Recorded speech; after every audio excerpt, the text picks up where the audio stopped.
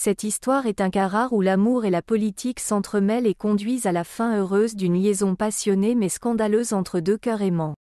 La maison Rogan occupait une position extrêmement prestigieuse à la cour de France.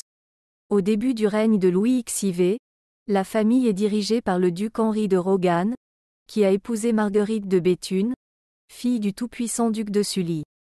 Mariée en 1603, ce n'est qu'en 1617 que Marguerite peut donner naissance à un enfant, une fille, ce qui est une grande déception pour la famille car les filles ne peuvent pas hériter.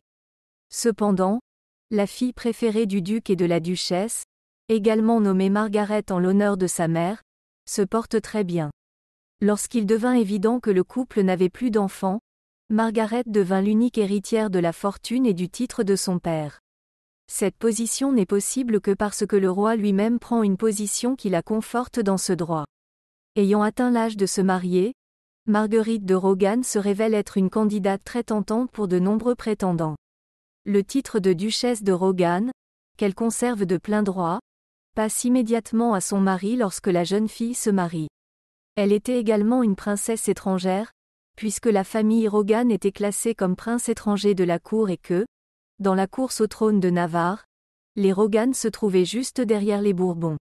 Naturellement, un tel titre, ainsi que sa fortune, était une perspective tentante, et il semblait évident qu'elle n'épouserait qu'un duc. Mais les jours de la jeunesse sereine de Marguerite de Rogan passaient, et le mariage n'a jamais été arrangé, bien qu'il y ait eu de nombreuses offres. Parmi ceux qui ont exprimé le désir d'épouser Marguerite de Rogan, on trouve le comte de Soissons, prince de sang et cousin de Louis XIII, d'autres nobles importants du royaume de France, ainsi que des princes étrangers, dont le prince Rupert du Rhin et le duc de Saxe-Weimar. Cependant, toutes leurs propositions sont rejetées. Le fait est que Marguerite est amoureuse. L'objet de son affection était certes un noble, mais hélas, il n'était pas l'égal de la princesse. Il s'appelait Henri de Chabot et appartenait à une famille aristocratique pauvre du Poitou, mais n'avait pas de titre plus important que celui de seigneur de Saint.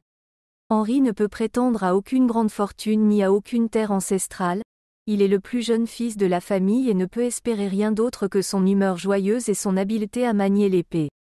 Ce qu'on ne peut vraiment pas lui enlever, c'est sa popularité à la cour, aussi inconstante soit-elle, ainsi que son amitié avec le duc d'Enghien et le fait qu'il soit le confident du duc d'Orléans, Gaston et non Philippe, et du prince de Condé. Malgré cette mésalliance évidente, Marguerite le choisit comme époux. Mais Marguerite n'était pas dupe. Sachant pertinemment que son statut sera déterminé par l'homme qu'elle épousera, elle fait appel à Anne d'Autriche qui, s'adressant à son fils, incite le jeune Louis XIV à se ranger du côté de Marguerite. Ainsi, en 1645, le roi décrète qu'en cas de mariage de Marguerite de Rogan princesse de Léon et d'Henri de Chabot, Marguerite conservera son statut de princesse étrangère à la cour. En outre, les enfants nés de cette union porteraient le nom de Rogan-Chabot, et non plus simplement celui de Chabot. Cela prépare le terrain pour le mariage et montre en même temps l'étendue de l'influence de la famille Rogan. Marguerite sait qu'elle peut encore refuser une telle fête.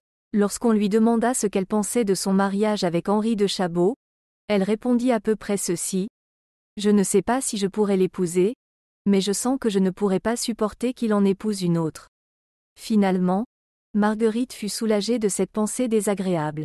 Elle se marie avec Henri le 6 juin 1645. En 1648, Henri est reconnu par le duc de Rogan sur la base du statut de sa femme. Curieusement, c'est la propre mère de Marguerite qui s'oppose le plus à cette union. Lorsque le roi fit savoir que Marguerite et son mari hériteraient du titre de Rogan et de toute la fortune, Marguerite de Béthune tenta d'obtenir le droit de succession pour son fils illégitime Tancrède de Béthune, né d'une liaison avec Henri de Nogaret, duc de Candale, en 1630, et reconnu par elle. Cependant, le Parlement rejette sa demande et confirme les droits de Marguerite et de son mari, Henri de Rogan-Chabot. Mais cette histoire n'était-elle qu'une histoire d'amour ? À la cour, on a émis l'hypothèse que Marguerite avait accepté d'épouser Henri de Chabot parce que le roi lui avait promis qu'elle conserverait son titre et son statut à la cour. Cela expliquerait ces paroles et la raison pour laquelle Marguerite est restée quelque peu incertaine quant à la consommation du mariage, même si elle était amoureuse du beau noble. En fait, la couronne avait de très bonnes raisons de vouloir un tel mariage apparemment inégal. Henri de Rogan, le père de Marguerite, avait rejoint les protestants à l'époque d'Henri IV et avait été leur chef pendant longtemps. Chabot, quant à lui, était catholique. En épousant Henri de Chabot, Marguerite aurait dû se convertir au catholicisme, ramenant ainsi le duché dans la foi catholique.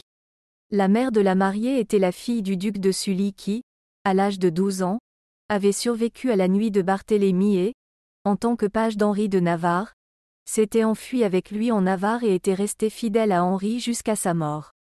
Il va sans dire qu'elle était une protestante convaincue, d'où son extrême réticence à autoriser un tel mariage. Si Marguerite elle-même s'était catégoriquement opposée au mariage, elle aurait été désavantagée. La couronne n'aurait pas apprécié ce refus et le roi aurait pu refuser son consentement à tout autre mariage, ce qui aurait signifié la fin de la lignée Rogan, une perspective bien plus sombre pour Marguerite elle-même, car dans ce cas, le roi aurait simplement dû attendre que Marguerite meure ou devienne trop âgée pour avoir des enfants. Tout bien considéré, l'union de Rogan et Chabot peut sembler un rare exemple de devoir et d'amour combiné. Au dire de tous, Marguerite aimait le bel Henri, ce qui dissipait certainement les doutes quant à la perspective d'épouser un homme d'un statut et d'un rang bien inférieur dans la société. Et leur mariage, de l'avis général, fut heureux.